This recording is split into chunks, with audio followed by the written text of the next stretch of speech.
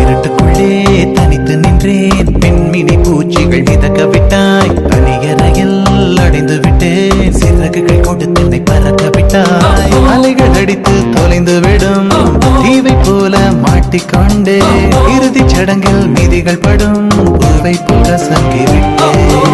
தெய்வம் பூமிக்கு வருவதில்லை, தாயை பதிலுக்கு அனுப்பி வைத்தான், தாயும் இங்கு எனக்கு இல்லை, எனக்கு ஒரு தாயை அவன் உருவில் தந்து.